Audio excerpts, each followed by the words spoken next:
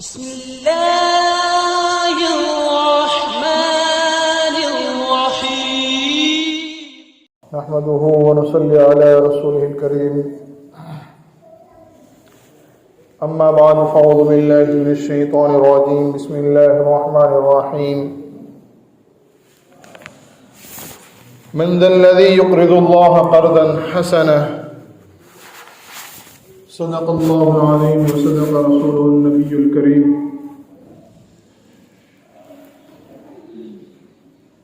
میرے محترم بھائیوں دوستوں اور بزرگوں، اللہ سبحانہ و تعالیٰ کا بے انتہا احسان اور کرم ہے کہ اس باری تعالیٰ نے ہمیں مسلمان بنایا ہے اور حضور اقدس صلی اللہ علیہ وسلم کی امت میں پیدا فرمایا ہے، اور دنیا میں ہم کیوں آئے ہیں، اللہ رب العزت کا ہمیں بھیجنے کا مقصد کیا ہے، وہ قرآن کریم کے اندر اللہ رب العزت یہ فرماتے ہیں وَمَا خَلَقْتُ الْجِنَّ وَالْإِنسَ إِلَّا لِيَعْبُدُونِ، کہ ہم نے انسانوں کو اور جناتوں کو اپنی پہچان کے لیے، اپنی تعریف کے لیے پیدا کیا ہے۔ اللہ کو پہچاننا، اللہ کو ماننا، لا الہ الا اللہ محمد رسول اللہ صلی اللہ علیہ وسلم کو ماننا، اور اللہ کی اور اللہ کے نبی علیہ السلام کی بات کو ماننا، یہ ہمارا بنیادی فریضہ ہے۔ جیسے نماز ایک فرض ہے، ایسے ہی اللہ کو ماننا اور اللہ کے ماننا یہ بھی فرض ہے۔ تو اللہ رب العزت نے ہمیں اس دنیا کے اندر حضور اقدس صلی اللہ علیہ وسلم کی امت میں پیدا فرمایا، اور اس دنیا کے اندر رہ کر اللہ کے احکام کو پورا کرنا ہے، اور دنیاوی دوسرے تقاضے اللہ نے ہمارے ساتھ رکھے ہیں۔ اللہ رب العزت نے بہت ساری مخلوقات بنائی،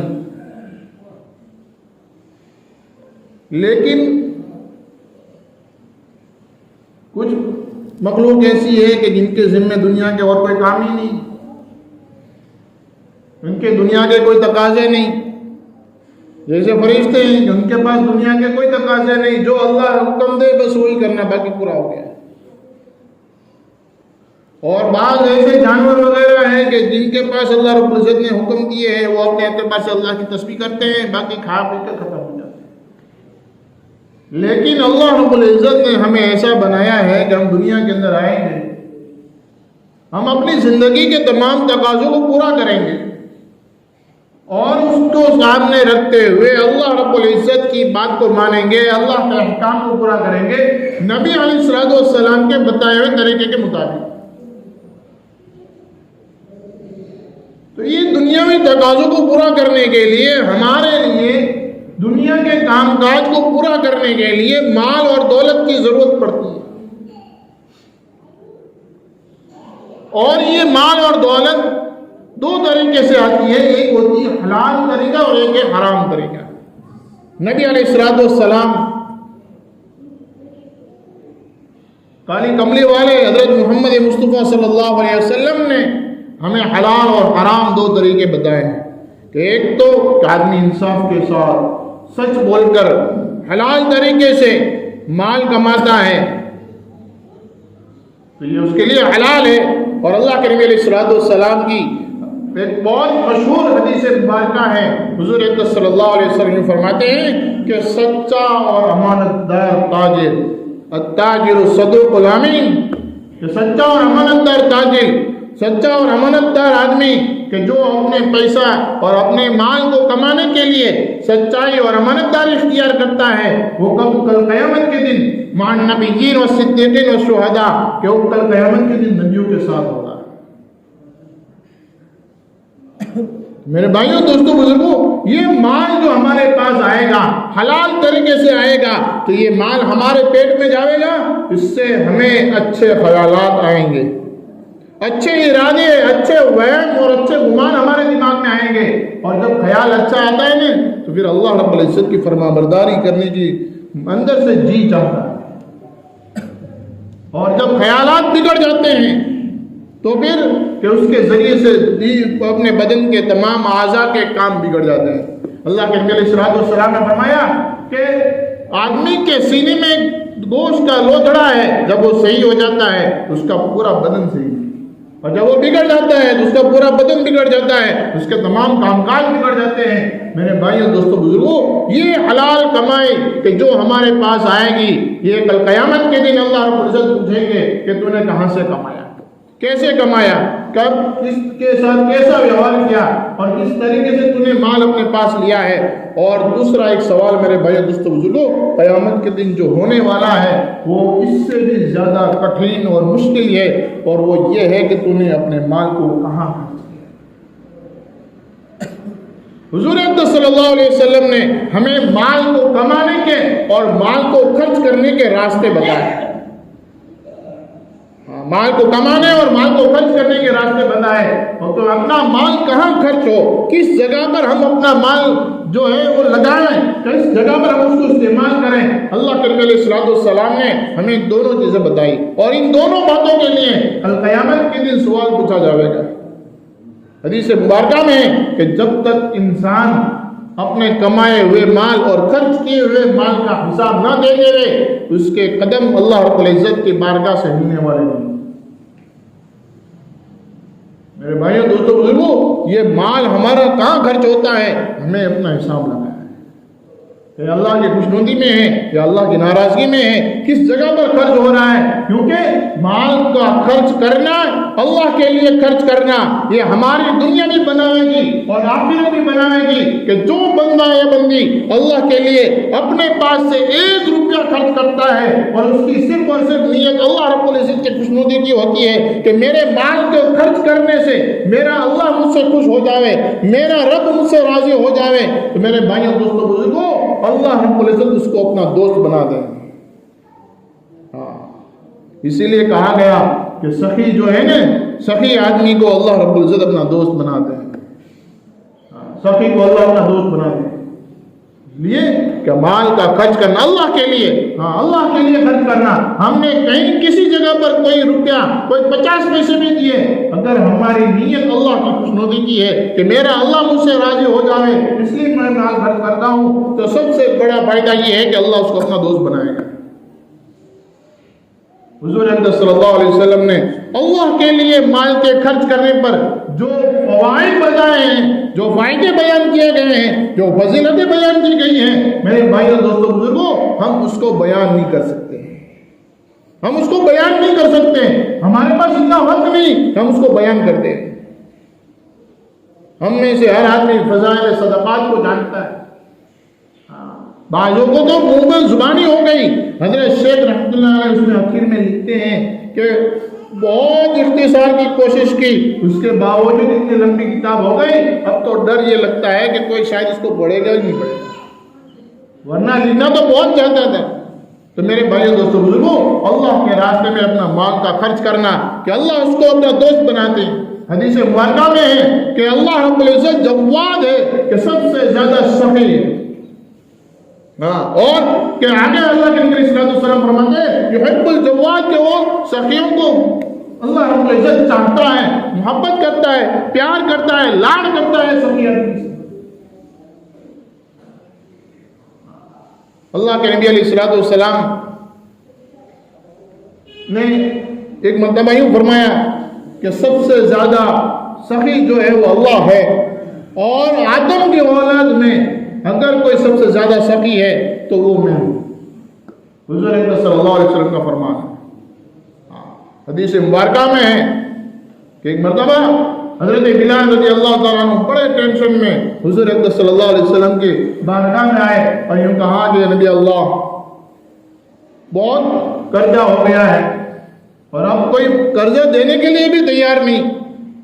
حضرت بلال رضی اللہ تعالیٰ عنہ حضور اکرم صلی اللہ علیہ وسلم کی خدمت میں رہتے تھے، مؤذن تھے، خدمت میں رہتے تھے، اور جب پیارے حبیب صلی اللہ علیہ وسلم کے پاس کوئی تقاضا آتا تھا، مال خرچ کرنے کا تقاضا آتا تھا، حضور اکرم صلی اللہ علیہ وسلم بلال سے کہتے تھے کہ بلال کہیں سے قرضہ لے کر یہ کام پورا کر دو، کہیں سے قرضہ لے کے پورا کر دو۔ یہ حضرت بلال کا قرضہ حضرت بلال کا نہیں تھا، یہ حضرت بلال کا قرضہ حضور اکرم صلی اللہ علیہ وسلم کے حکم سے تھا, اللہ کے نبی علیہ السلام کے حکم سے حضرت بلال نے قرضہ کیا تھا. وہ آئے اور کیوں کہا کہ اللہ کے نبی علیہ السلام بہت قرضہ ہو گیا. میرے بھائیو دوستو بزرگوں, اللہ کے نبی علیہ السلام نے کہا کہ بلال صبر کرو, اللہ انتظام کرے گا. حضور صلی اللہ علیہ وسلم نے دعا کی, کہیں سے 3 اونٹنیاں مال و سامان سے لبریز 3 اونٹنیاں آئی. اللہ کے نبی علیہ السلام نے حضرت بلال کو بلایا اور یہ کہا کہ دیکھو اللہ نے انتظام کر دیا.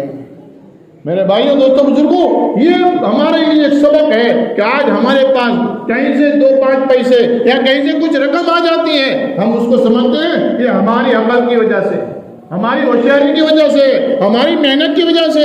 نہیں میرے بھائیوں دوستوں بزرگوں, یہ اللہ رب العزت نے ہمیں دیا ہے اور یہ اللہ کی امانت ہے. کل قیامت کے دن اس کا حساب ہمیں اللہ کو دینا ہے. حضور اکرم صلی اللہ علیہ وسلم نے بلال سے کہا کہ بلال یہ اللہ نے انتظام کیا ہے, اپنا قرضہ ادا کر دو. حضرت بلال رضی اللہ تعالیٰ عنہ نے قرضہ ادا کیا.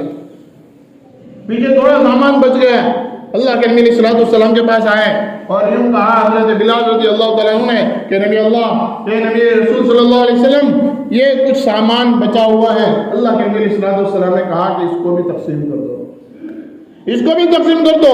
حالانکہ روزانہ حضور صلی اللہ علیہ وسلم کے پاس کچھ نہ کچھ تقاضے آیا کرتے تھے, اخراجات روزانہ ہوتی تھی. ہاں, روزانہ خرچہ ہوتا تھا. یہ نہیں کہا کہ بھائی اس کو اپنی تجوری میں رکھ دو, الماری میں رکھ دو, روزانہ ضرورت پڑتی ہے اس میں سے تھوڑا تھوڑا دیتے رہیں گے, قرضے لینے کی ضرورت نہیں. عشاء کے بعد حضور صلی اللہ علیہ وسلم نے نماز کے بعد پھر حضرت بلال کو بلایا اور یوں کہا کہ بلال کیا ہوا؟ تو حضرت بلال رضی اللہ تعالیٰ عنہ نے کہا اللہ کے نبی علیہ السلام تھوڑی سی رقم باقی بچی ہے, پورا خرچ ہو گیا. حضرت بلال کہنے تھوڑا سا باقی بچا ہے, اللہ کے نبی علیہ السلام کل کو یہ بھی ختم ہو جائے گا. تو اللہ کے نبی علیہ السلام نے کہا کہ جب تک وہ مال تیرے پاس موجود ہے میں مسجد میں قیام کروں گا, میں اپنے گھر نہیں جاؤں گا, کیونکہ میرے گھر میں 1 درہم یا 1 دینار باقی بچا ہو اور میں اس گھر میں میری موت آ جاوے تو مجھے گوارا نہیں. دوسرے دن شام کو پھر اللہ کے نبی علیہ السلام نے بلایا کہ حضرت بلال کو بلایا اور کہا کہ بلال کیا ہوا؟ تو حضرت بلال نے کہا کہ اللہ نے آپ کے لیے عافیت کر دی. میرے بھائیو دوستو بزرگوں, اللہ کے راستے میں خرچ کرنا بے حد ضروری ہے. اللہ رب العزت نیت کے مطابق دیتے ہیں کہ جو آدمی جتنا اللہ کے بھروسے پر خرچ کرے گا صدقہ کرنے سے مال کم نہیں ہوتا. حضور اکرم صلی اللہ علیہ وسلم کی حدیث ہے, بخاری شریف میں ہے, یوں فرماتے ہیں کہ صدقہ کرنے سے یا اللہ کے نام پر للہ رقم دینے سے اگر کسی کا 1 روپے کا بھی نقصان ہو جاوے یا کسی کا کوئی رقم گھٹ جاوے, پیسے کم ہو جاوے, وہ میرے پاس سے لے لے. اللہ کے نبی علیہ السلام کا فرمان ہے. میرے بھائیو دوستو بزرگوں, اللہ کے نام پر خرچ کرنا اور اللہ کے دین پر خرچ کرنا سونے پر سہاگ ہے. ایک تو اللہ کے نام پر ہم نے کسی غریب کو دے دیا, کسی کو کپڑے پہنا دیے, کسی کو ہم نے گھر کے لیے گھر بنا دیا, کسی کو ہم نے کچھ ریپیئرنگ کروا دیا, کسی کو کھانا کھلا دیا. میرے بھائیو دوستو بزرگوں, ایک تو یہ خرچہ ہے کہ اس کے اوپر اللہ رب العزت کہ اس کی نیت کے مطابق جتنا ہو سکے اتنا زیادہ سے زیادہ بدلہ دیتے ہیں. ایک مرتبہ ایک بزرگ سے ہم نے یہ سنا تھا کہ 1 روپیہ اللہ کے نام پر للہ رقم دینے پر اللہ جو اس کو قیامت کے دن بدلہ دے گا, اگر وہ بدلہ قیامت کے دن نہ دے اور اس کی بدلے میں اس کو نقد روکڑا اللہ رب العزت دنیا میں دے دے, وہ آدمی اس رقم کو دیکھ کر وہیں قاتل ہو جائے گا, وہیں اس کی موت ہو جائے گی. قیامت کے دن اللہ کتنا دے گا؟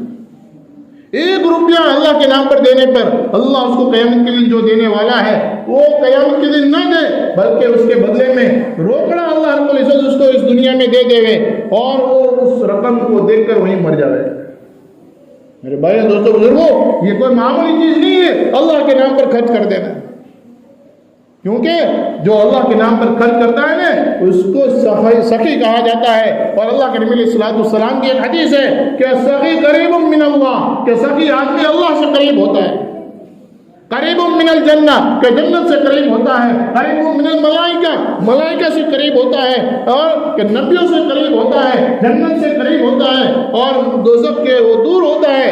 اور بخیل کے بارے میں اللہ کے نبی علیہ السلام کے صاف لفظوں میں حدیث ہے کہ جو اللہ کے نام پر خرچ نہیں کرتا, جو اللہ کے دین پر خرچ نہیں کرتا, وہ کہ بعید من اللہ, اللہ سے دور, جنت سے دور. فرشتوں سے دور اور کہ نبیوں سے بھی دور اور جہنم سے قریب ہو جاتا ہے۔ میرے بھائیوں، ہم اس بات کا ارادہ کریں، ہم اس بات کا عزم کریں کہ انشاءاللہ ہم اللہ کے نام پر بغیر حساب کتاب کیے دیں گے۔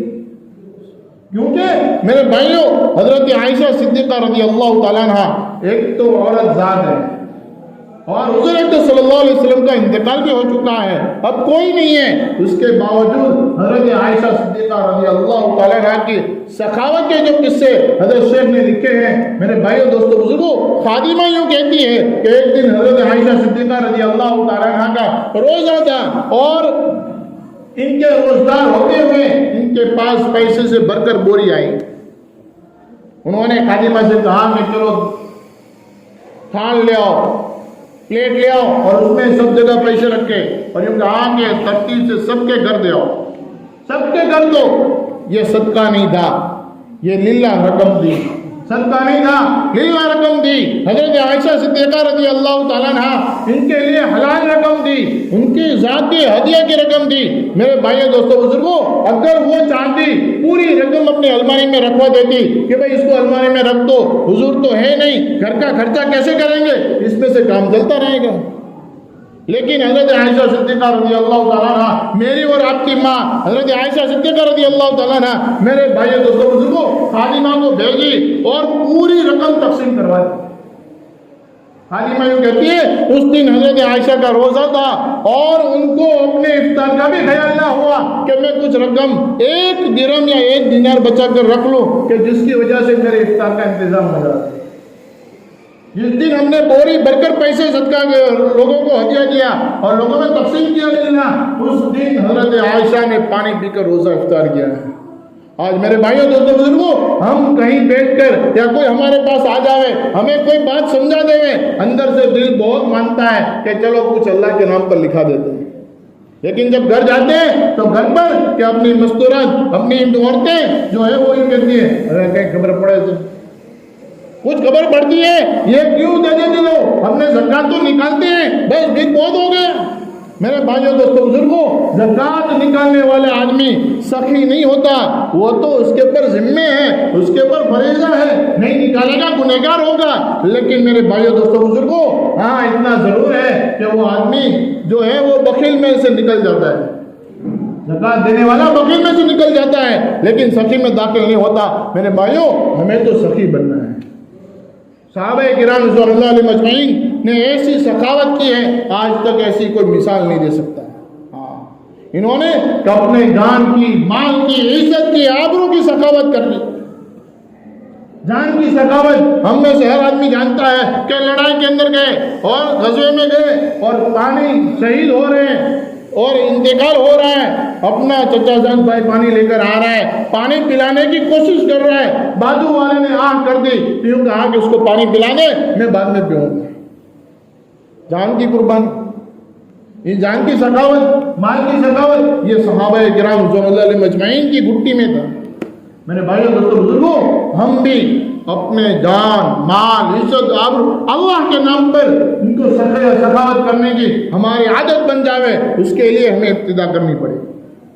اللہ کے دین کے لیے ہمارا مال خرچ ہو، اللہ کے گھر کے لیے خرچ ہو۔ میرے بھائیوں دوستوں بزرگوں، ہمارے یہاں ماشاءاللہ اتنا بڑا مدرسہ ہے، یہ مسجد ہے، یہ اللہ کا گھر ہے، یہ اللہ کا گھر ہے، یہ اللہ کا قلعہ ہے۔ میرے بھائیوں، اس کے اخراجات کے لیے خوش نصیب ہے وہ آدمی جس کا 1 روپیہ لگ جائے، خوش نصیب ہے وہ آدمی۔ اللہ کے نبی علیہ الصلوۃ والسلام نے فرمایا کہ جو کسی مسجد یا مدرسے میں پیسہ لگاتا ہے، اللہ رب العزت اس کے بدلے میں اس کے جنت میں گھر بنوا دیتا ہے۔ ہمارے پیسے سے ہماری مسجد کا کچھ کام ہو جاوے، ہمارے پیسے سے ہمارے مدرسے کا کچھ کام ہو جاوے، میرے بھائیوں دوستوں بزرگوں، اللہ کے نبی علیہ الصلوۃ والسلام کا فرمان ہے کہ جب کسی باپ کو قبر میں عذاب ہوتا ہو اور اس کا چھوٹا سا بچہ مدرسے میں جاوے اور وہ مدرسے میں جا کر بسم اللہ کا با پڑھے، اس کے بسم اللہ کے با کے پڑھنے پر اللہ رب العزت اس کے قبر کے عذاب کو دور کر دیتا ہے۔ میرے بھائیوں، آج ہماری اولاد بڑی ہو گئی یا چھوٹی ہے، کچھ بھی ہے، مدرسے میں جا رہی ہے، وہ اللہ کا نام لے رہی ہے، ایک لڑکا ہے ہم اس کے اوپر خرچ کریں گے، ایک لڑکے کا ثواب ملے گا۔ میرے بھائیوں پورے مدرسے کے اوپر اس کے اخراجات میں، اس کی خرچے میں جو ضرورت پڑتی ہے اس میں ہم اپنی رقم لکھائیں گے۔ میرے بھائیوں دوستوں بزرگوں، جتنے بچے ہمارے پاس مدرسے میں پڑھتے ہیں ان تمام بچوں کا پڑھنے کا ثواب ہمارے کھاتے میں آئے گا۔ دنیا دری کی دری رہ جائے گی، کوئی خبر نہیں کل کو جو ہمارے ساتھ ہے آج ہمارے ساتھ نہیں ہے۔ میرے بھائیوں کب موت آ جائے کچھ خبر نہیں، لیکن میرے بھائیوں دوستوں بزرگوں یہ جو محنت کی ہوئی، یہ جو کچھ رقم ہماری لگی ہوگی اللہ کے نام پر ہم نے دی ہوگی اور اخلاص کے ساتھ دی ہوگی، یہ کل قیامت کے دن میرے بھائیوں دوستوں بزرگوں ہمیں جنت میں لے جائے گی، یہ جنت میں لے جائے گی۔ اس لیے ہم جو ہے اپنی مسجد اور اپنے مدرسے کا خاص خیال کریں، اللہ کے نام پر للہ رقم اس میں جمع کرائے تاکہ للہ رقم سے ہم اپنے مدرسے کی اور اپنے مسجد کے خرچے نکالیں اور اس کے ذریعے سے ہمارے اولاد جو ہے وہ صحیح علم حاصل کرنے والی بنے۔ اس لیے میرے بھائیوں دوستوں بزرگوں جو آدمی اللہ کے نام پر دیتا ہے، ایک چھوٹا سا قصہ میں سنا دوں کہ حضرت عثمان رضی اللہ تعالیٰ عنہ کے زمانے، حضرت عثمان رضی اللہ تعالیٰ عنہ کا زمانہ تھا اور مدینہ منورہ کے اندر قحط پڑے، بارش نہیں ہوئی، بارش کی وجہ سے کھجور کی کھیتیاں نہیں ہوئی اور لوگوں کے لیے جو ہے زندگی کے گزارنے کی بہت مشکل ہو رہی تھی۔ اس وقت حضرت عثمان رضی اللہ تعالیٰ عنہ کا ایک بہت بڑا قافلہ جو ہے تجارت کے لیے سفر میں تھا۔ حضرت عثمان رضی اللہ تعالیٰ عنہ نے ایک نوکر کو بلایا اور اس کو خط لکھ کر بھیج دیا کہ اپنے پاس تجارت کا جو سامان ہے اس سامان کو بیچ کر اس سے غلہ خریدو، اناج خریدو اور اس اناج کو مدینہ منورہ لے کر آ جاؤ۔ حضرت عثمان رضی اللہ تعالیٰ عنہ مدینہ میں حاکم تھے، امیر المومنین تھے۔ میرے بھائیوں دوستوں بزرگوں وہ قافلہ اپنے تمام پیسوں کو اناج خرید کر وہ اناج لے کر مدینہ منورہ میں آئے۔ اتنا بڑا قافلہ تھا، حدیث کی کتابوں میں لکھا ہے کہ مدینہ منورہ کے اندر اس قافلے کو داخل ہونا مشکل تھا، اس لیے مدینہ منورہ کے باہر رکھا تھا۔ میرے بھائیوں دوستوں بزرگوں جب وہ قافلہ آیا تو رات میں بڑے بڑے تاجر جو نگر شیٹ ہوتے تھے انہوں نے دیکھا کہ وہ اتنا سارا اناج آیا ہے اور اپنے مدینے کے اندر اناج بالکل نہیں ہے، خالی ہو گیا۔ لوگ اناج مانگ رہے ہیں، جس قیمت پر دو گے لوگ خریدنے کے لیے تیار ہیں، چلو ہم اناج خرید لیتے ہیں، ہمیں زیادہ نفع ہوگا۔ اس وقت وہ لوگ آئے اور پوچھا کس کا سامان ہے؟ کہا کہ حضرت عثمان رضی اللہ تعالیٰ عنہ، حضرت عثمان کا ہے۔ وہ سارا ہاں سب کا سب عثمان رضی اللہ تعالیٰ عنہ کا ہے۔ وہ سب 8 یا 9 تاجر تھے، نگر سے بڑے بڑے مالدار تھے۔ وہ آئے حضرت عثمان کے پاس اور کہا کہ عثمان ہم آپ کا سامان خریدنا چاہتے ہیں، یہ تجارت کا سامان جو ہے، یہ جو اناج آپ نے منگوایا ہے ہم اس کو خریدنا چاہتے ہیں۔ میرے بھائیوں دوستوں بزرگوں حضرت عثمان نے یوں کہا کہ بولو کون کتنی قیمت لگاتا ہے؟ ایک نے یوں کہا کہ میں 100 ٹکا نفع دوں گا، 100 روپے کا سامان 200 میں خریدوں گا۔ حضرت عثمان نے کہا کہ بہت کم ہے۔ دوسرے نے کہا کہ 100 کا میں 200 میں خریدوں گا۔ دوسرے نے کہا کہ میں 300 میں 400 میں، یہاں تک کہ 100 روپے کے سامان کی 100 روپے کے اناج کی 700 روپے تک بولی لگ گئی۔ حضرت عثمان نے کہا کہ یہ بھی بہت کم ہے۔ اب وہ تاجر ایک دوسرے کے منہ دیکھ رہے ہیں